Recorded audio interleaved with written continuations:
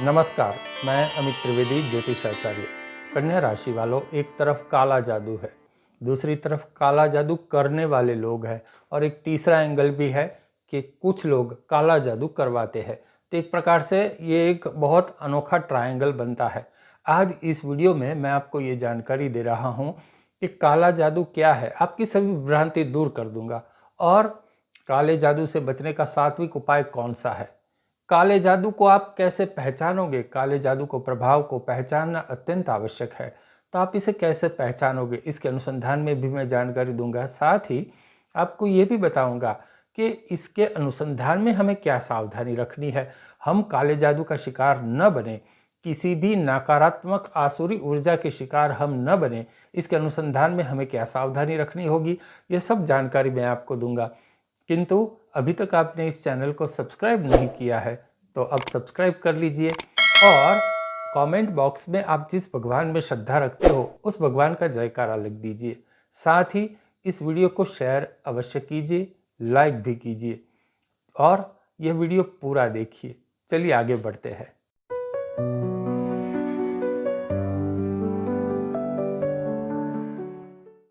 कन्या राशि वालों, काले जादू के प्रभाव को आप कैसे पहचानोगे, यह अत्यंत आवश्यक है कि किसी को हम आइडेंटिफाई कर ले कि यह यही हो रहा है। जैसे डॉक्टर के पास जाते हैं, डॉक्टर रिपोर्ट निकलवाते हैं और कहते हैं कि आपको फला बीमारी है, मैं वैसे ही आपको कुछ उसकी निशानियां बताता हूं।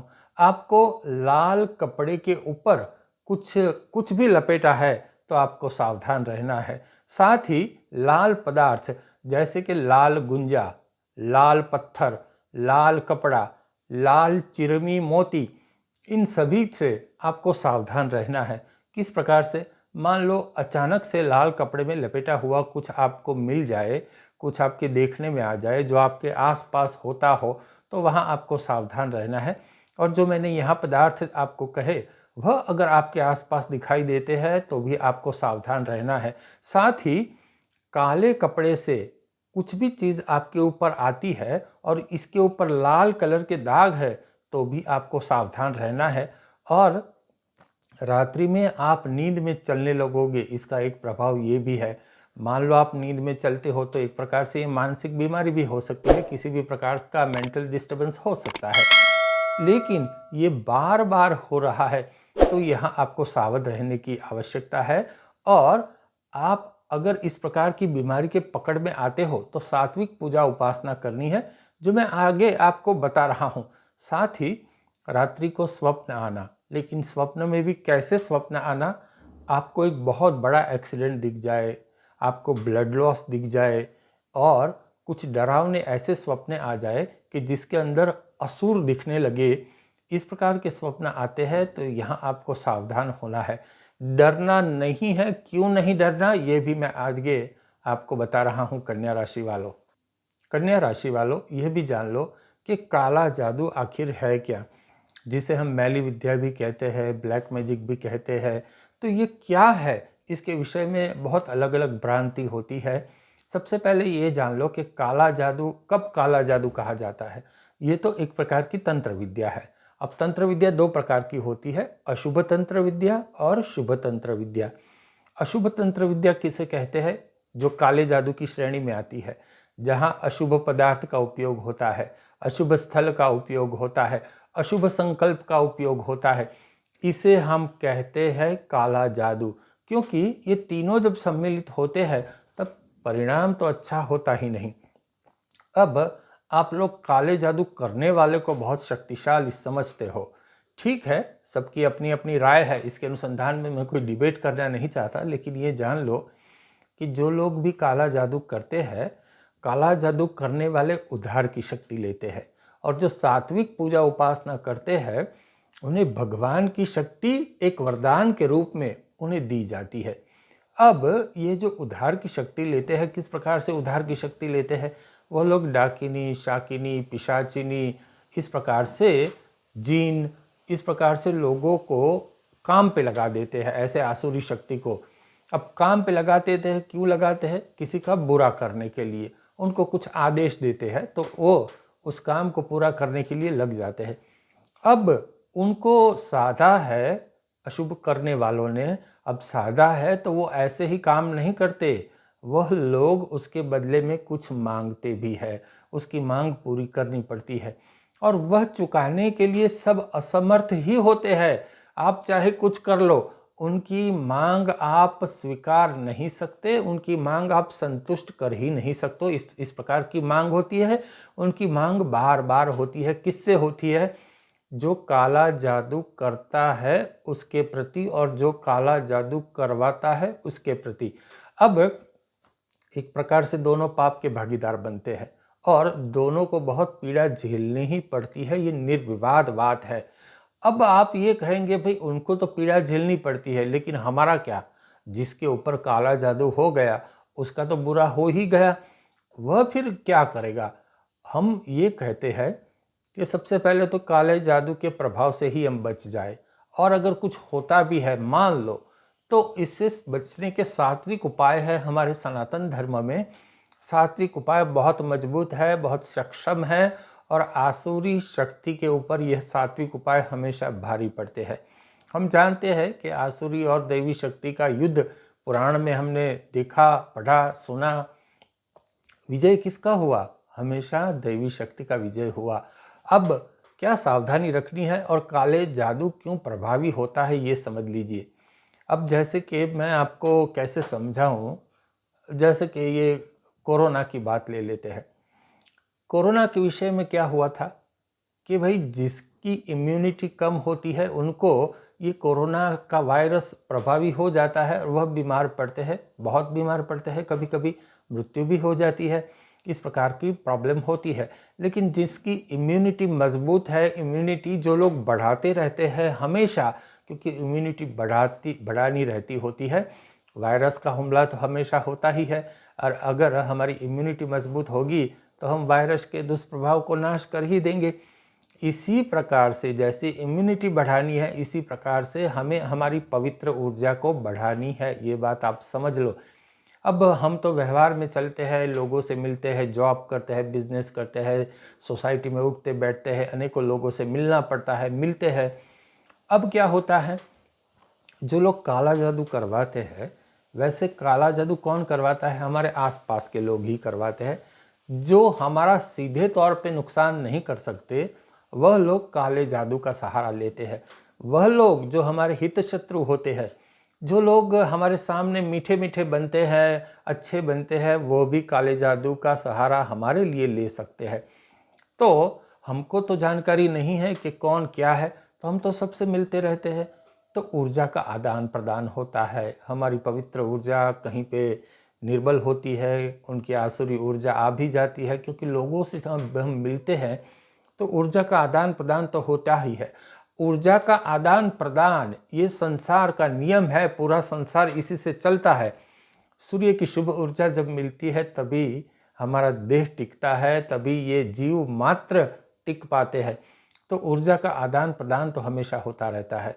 तो हमें पवित्र ऊर्जा बढ़ानी है, तो मैं आपको कुछ सात्विक उपाय भी दे रहा हूँ कि जिससे आपकी पवित्र ऊर्जा सतत बढ़ती ही चली जाएगी और आपको काले जादू का प्रभाव छू भी नहीं सकता। कन्या राशि वालों, तो ध्यान से सुनिए, आपको कौन सा सात्विक उपाय करना चाहिए।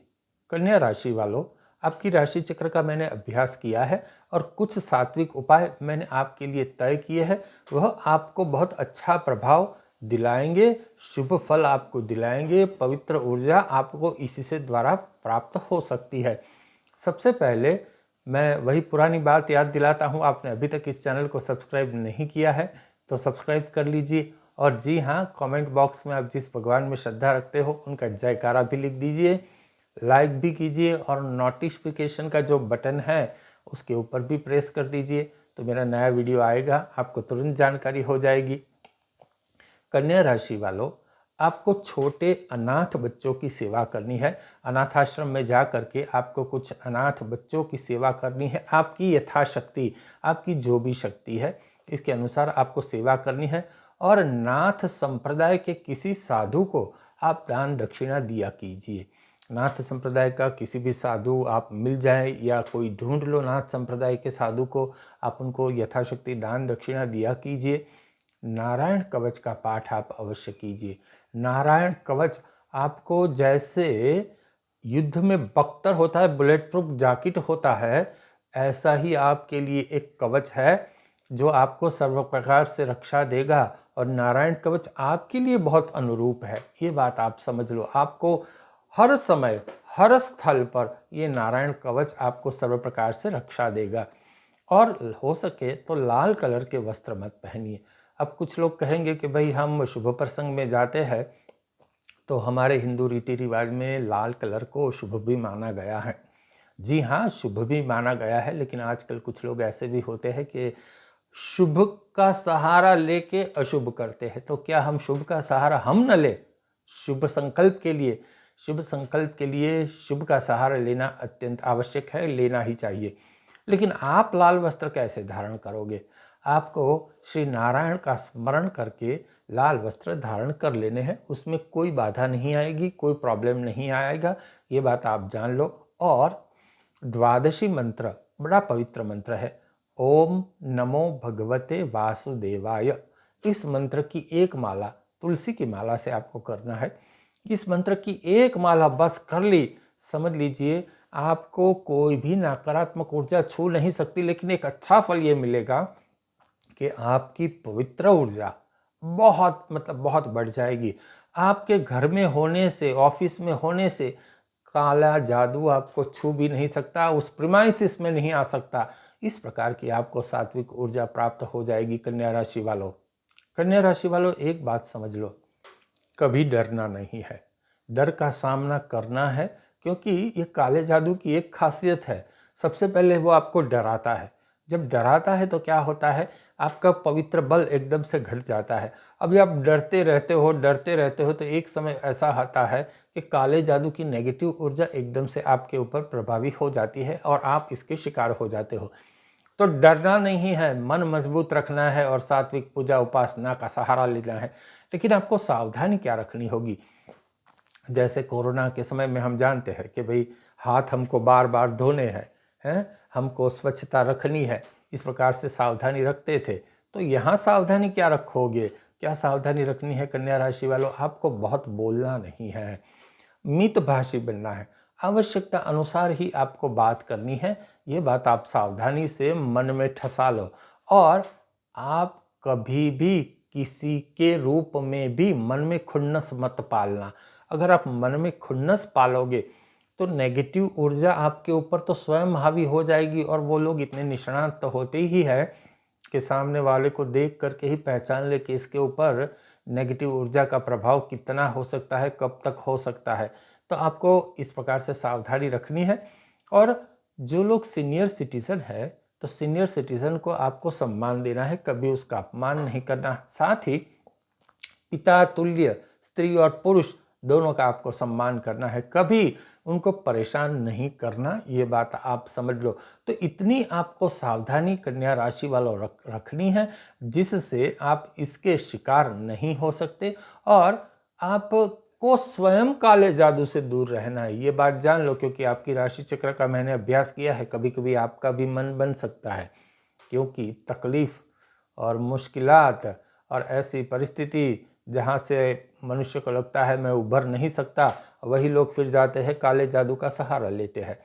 तो आपको कभी कभी ऐसा हो सकता है कि अब तो मुझे इसका सहारा लेना पड़ेगा, और वही आपका टर्निंग पॉइंट है, आप वहीं शिकार हो सकते हो। ये बात आप समझ लो कन्या राशि वालों। और आपके कोई ब्लड रिलेशन में काला जादू करने वाला या काले जादू में इंटरेस्ट लेने वाला हो सकता है, यह एक संभावना है। आपको हर एक के ऊपर शंका नहीं करनी, ये बात जान लो। आप, यह एक संभावना है, लेकिन आपको सावधान रहना है। देखिए, हमें तो क्या करना है, हमें सावधान रहना है, सात्विक पूजा उपासना का बल लेना है। और जिस प्रकार से राशि चक्र के अनुसार जो सावधानियां बनती है हम तो बरतेंगे। लेकिन किसी के ऊपर शंका नहीं, किसी के ऊपर आरोप नहीं, हम केवल अपनी लाइन खींच के लंबी कर रहे हैं। ये बात आप सावधानी से मन में याद रखिए। कन्या राशि वालों, आपके लिए मैंने कुछ ये उपाय, कुछ सावधानियां, कुछ काले जादू का प्रभाव, इसके अनुसंधान में आपको जानकारी दी है। इस बात को संज्ञान में रखिए, खुश रहिए, प्रसन्न रहिए और सात्विक पूजा उपासना का बल लेते रहिए।